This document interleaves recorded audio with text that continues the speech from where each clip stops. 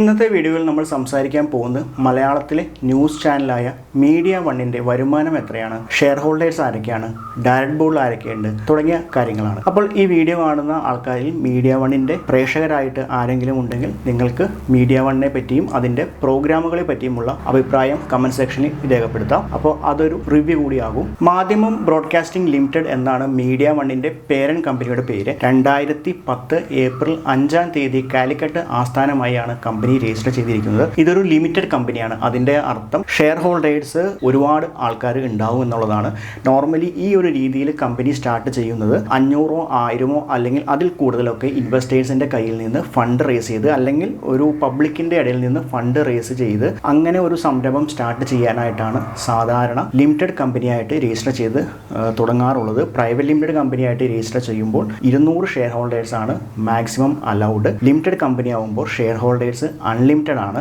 അപ്പോൾ ഈ ഒരു രീതിയിലായിരിക്കാം മീഡിയ വണ്ണിൻ്റെ പേരന്റ് കമ്പനി പബ്ലിക്കിൻ്റെ ഇടയിൽ നിന്നൊക്കെ ഫണ്ട് റേസിംഗ് നടത്തിയായിരിക്കാം കമ്പനി സ്റ്റാർട്ട് ചെയ്തേക്കുന്നത്. പബ്ലിക് എന്ന് പറയുമ്പോൾ നോർമൽ ജനങ്ങളായിരിക്കണമെന്നില്ല. 500 1000 ഇൻവെസ്റ്റേഴ്സിൻ്റെ ഇടത്തിൽ നിന്ന് ഫണ്ട് സ്വരൂപിച്ച് ആ ഒരു രീതിയിലായിരിക്കാം മീഡിയ വണ്ണിൻ്റെ പേരന്റ് കമ്പനി സ്റ്റാർട്ട് ചെയ്തിരിക്കുന്നത്. ഇതിൻ്റെ ഓതറൈസ്ഡ് ക്യാപിറ്റലായിട്ട് കാണിക്കുന്ന 231 കോടിയാണ്. അതിൻ്റെ അർത്ഥം 231 കോടി വാല്യൂ ഉള്ള ഷെയർസ് ആണ് കമ്പനി ലോഞ്ച് ചെയ്തത്. അതിൽ പെയ്ഡപ്പ് ക്യാപിറ്റലായിട്ട് കാണിക്കുന്നത് 222 കോടിയാണ്. അപ്പോൾ ടോട്ടൽ 231 കോടി ഷെയർസ് ഇറക്കിയതിൽ 222 കോടിയും അലോട്ട് ചെയ്തു എന്നാണ് കാണിക്കുന്നത്. അതിൻ്റെ അർത്ഥം 222 കോടി സ്വരൂപിച്ചാണ് മീഡിയ വണ്ണിൻ്റെ പേരന്റ് കമ്പനിയായ മാധ്യമം ബ്രോഡ്കാസ്റ്റിംഗ് ലിമിറ്റഡ് സ്റ്റാർട്ട് ചെയ്തതെന്നാണ് അതിൻ്റെ അർത്ഥം. ഇനി നമുക്ക് ഇതിൻ്റെ ഡയറക്ട് ബോർഡിൽ ആരൊക്കെയാണ് ഉള്ളതെന്ന് നോക്കാം. യാസിൻ അഷ്റഫ് കല്ലിങ്കലാണ് മാനേജിംഗ് ഡയറക്ടർ. രണ്ടാമത്തെ ഡയറക്ടർ ഗോപകുമാർ നാരായണ പണിക്കറാണ്. മൂന്നാമത്തെ ഡയറക്ടർ മുഹമ്മദ് അബ്ദുൽ സലാമാണ്. നാലാമത്തെ ഡയറക്ടർ വലിയ പീടികയിൽ അബു അബ്ദുള്ളയാണ്. അഞ്ചാമത്തെ ഡയറക്ടർ അഹമ്മദ് തോട്ടിയിലാണ്. അപ്പോൾ ഈ ഡയറക്ടേഴ്സിനൊക്കെ വളരെ ചെറിയ പെർസെൻറ്റേജ് ഷെയർസ് ആണുള്ളത്. ഒന്നിൽ താഴെ പെർസെൻറ്റേജ് ഷെയർസ് ആണുള്ളൂ.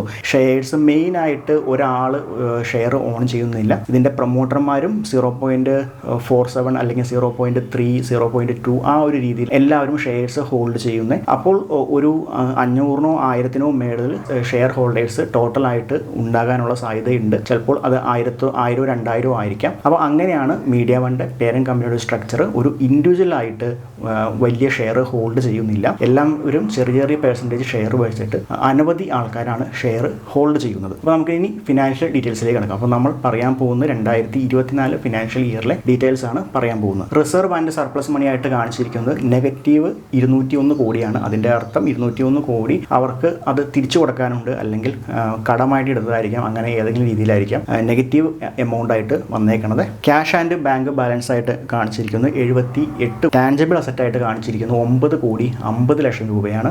ടാൻജിബിൾ അസറ്റിലാണ് കമ്പനിയുടെ വാഹനങ്ങളും ബിൽഡിംഗ് മെഷീനറീസ് ഒക്കെ ഈ ഒരു സെക്ഷനിലാണ് വരിക. അങ്ങനെ ടോട്ടൽ അസറ്റ് ആയിട്ട് കാണിച്ചിരിക്കുന്നത് 36 കോടി 6 ലക്ഷം രൂപയാണ്. ഇനി എക്സ്പെൻസിൻ്റെ സെക്ഷൻ നോക്കാം. എംപ്ലോയി ബെനിഫിറ്റ് എക്സ്പെൻസ് ആയിട്ട് കാണിച്ചിരിക്കുന്നത് 17 കോടി 32 ലക്ഷം രൂപയാണ്. അതർ എക്സ്പെൻസ് ആയിട്ട് കാണിച്ചിരിക്കുന്നത് 13 കോടി 43 ലക്ഷം രൂപയാണ്. അങ്ങനെ ടോട്ടൽ എക്സ്പെൻസ് 30 കോടി 76 ലക്ഷം രൂപയാണ് ടോട്ടൽ എക്സ്പെൻസ്. കമ്പനിയുടെ 2024 ഫിനാൻഷ്യൽ ഇയറിലെ വരുമാനമായിട്ട് കാണിച്ചിരിക്കുന്നത് 30 കോടി 52 ലക്ഷം രൂപയാണ് കമ്പനിയുടെ വരുമാനമായിട്ട് കാണിച്ചിരിക്കുന്നത്. 2024 ഫിനാൻഷ്യൽ ഇയറിലെ വരുമാനം. ഡിപ്രിസിയേഷൻ എമൗണ്ട് ആയിട്ട് 2 കോടി 50 ലക്ഷം രൂപ വന്നിട്ടുണ്ട്. കമ്പനിയുടെ ആസ്തികളിലൊക്കെ വരുന്ന ഇടിവിൻ്റെ എക്സ്പെൻസ് ആയിട്ടാണ് ഈ ഒരു സെക്ഷനിൽ കാണിച്ചേക്കണേ. അത് 2 കോടി 50 ലക്ഷമാണ്. അങ്ങനെ ഫൈനലായിട്ട് 2 കോടി 16 ലക്ഷം രൂപ കമ്പനി ലോസ് ആയിട്ടാണ് കാണിച്ചേക്കണേ.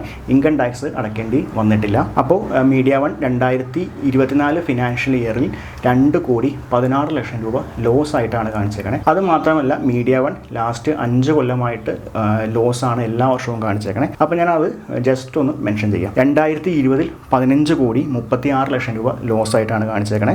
2021 6 കോടി 59 ലക്ഷം രൂപ ലോസ് ആണ് കാണിച്ചേക്കണേ. 2022 1 കോടി 37 ലക്ഷം രൂപ ലോസ് ആണ് കാണിച്ചേക്കണേ. 2023 2 കോടി 82 ലക്ഷം രൂപ ലോസ് ആണ് കാണിച്ചേക്കണേ. അത് 2024 വന്നപ്പോൾ 2 കോടി 16 ലക്ഷം രൂപ ലോസ് ആയിട്ടാണ് കാണിച്ചേക്കണേ. അപ്പോൾ ഈ വീഡിയോനെ പറ്റി നിങ്ങളുടെ അഭിപ്രായം കമൻറ്റ് ബോക്സിൽ രേഖപ്പെടുത്താം. അടുത്തൊരു വീഡിയോയുമായിട്ട് വീണ്ടും വരാം. Thank you.